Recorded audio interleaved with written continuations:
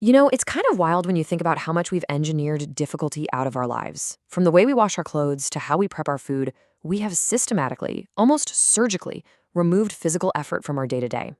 We've made this trade labor for leisure, effort for ease. But what if that relentless hunt for comfort has a hidden cost, a really serious one? Let's dive in and see how our greatest conveniences might actually be our biggest health threat. So I know what you might be thinking. Hold on. Isn't an easier life supposed to be a better life? It totally seems like it should, right? But the evidence we're about to look at tells a different story. It suggests our bodies were actually built for a challenge that we're just not giving them anymore. And the very comforts we're so grateful for, they might be the real source of a huge, growing health crisis. I love this quote from Khalil Gibran because it just nails it. Comfort didn't just barge in and take over. No, it was sneaky. It showed up promising to help out, just be a guest. But over time, it's become the master of the house. And for so many of us, it now dictates our every move, or more accurately, our complete lack of movement. Okay, so to really get a handle on this change, we have to rewind a bit. And I'm not talking about ancient history. Just a few generations ago, everyday life was basically a constant low-level workout. It wasn't about going to the gym, it was just living. It was a necessity. And when you put it side by side with how we live now, the difference is just, whoa, it's stark.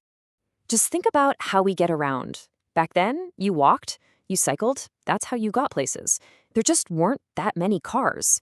Today, we'll hop in a car to go a few blocks. We take the bus, we take the train. That daily built-in movement that was just part of life, it's just gone. And this change goes right into our homes, right into our kitchens. In the past, pretty much every task in the kitchen involved some real physical work. I mean, women would spend hours grinding flour and spices by hand with a mortar and pestle. Today, it's the push of a button. The mixer grinder does it all in seconds. That physical labor has totally vanished. And yep, you guessed it, same story with laundry. What used to be this really demanding, hands-on chore, scrubbing, rinsing, wringing, is now completely outsourced to a machine. We just program a cycle. Now, each of these little changes doesn't seem like a big deal on its own, but you add them all up, it's a revolution in how we live. And that's exactly what this is. This shift brought us into a whole new era, the age of automation. I mean, we've reached a level of comfort our grandparents could have only dreamed about. But here's the catch. This revolution had some pretty profound consequences that nobody really saw coming. So the deal we made with technology was pretty simple, right? Hey, take away all this physical work, and in return, give us more time and convenience. Sounds like a great deal. But what we didn't realize is what we were really giving up. That physical effort, it wasn't just a chore. It was actually a biological necessity for our bodies. So, what's the actual price we're paying for all this comfort? Well, our bodies are in what you could call a silent crisis. This total lack of physical demand is leading straight to a whole bunch of modern diseases, illnesses that were way, way less common just a few generations back. And look, this isn't just some abstract idea. The source material for this explainer shows this is a documented worldwide trend. It points to nations like India, where life has gotten convenient really fast, and they're seeing a massive spike in these kinds of lifestyle-based illnesses. We're talking about a direct link between this sedentary lifestyle and a shocking rise in things like diabetes, obesity, and thyroid problems. Even stuff like chronic acidity and gallbladder stones are becoming common household issues. And then there's that feeling we all know, that constant, draining lethargy that comes from a body that's just not being used the way it was designed to be. Okay, so the World Health Organization, they have a very clear number for us, a benchmark for what a healthy day of activity looks like. They recommend we should walk about 10,000 steps every single day, just to stay healthy. So keep that number in your head, 10,000. Now, let's look at the reality. According to the research, men are walking an average of just over 4,600 steps a day.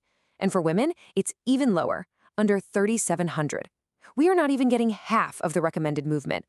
That gap, it's not a small gap. It is absolutely staggering.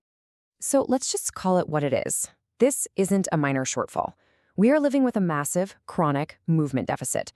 Our bodies are basically being starved of the one thing they were built to do, move. All right, I know that all sounds pretty bleak, But, and this is a big but, it is not hopeless. Not at all. The great news is we can absolutely fight back against this. We can consciously and purposefully reclaim our movement. We can take back control of our health. And the first step is just knowing how. So here are 4 really practical steps from the source material. First, just get aware of your energy balance. Calories in, energy out. That's the foundation. Second, make active transport your default. Walk, bike, take the stairs. These seem like tiny choices, but trust me, they add up big time. Third, you've got to adapt your routine. Intentionally carve out time for movement, whether it's yoga, a walk, whatever. And finally, change how you deal with stress. Instead of sitting on the couch to de-stress, go for a walk. It can do way more for your head. It's all about being purposeful with our bodies again. You know, Charles Dickens wrote this a long, long time ago, and it's so relevant. This crisis isn't just physical. An under-challenged body often leads to an under-challenged mind. By bringing some positive physical challenges back into our lives, we don't just help our bodies, we might just sharpen our minds too. So I guess the real question is, are we willing to trade a little bit of that easy comfort for a whole lot more life?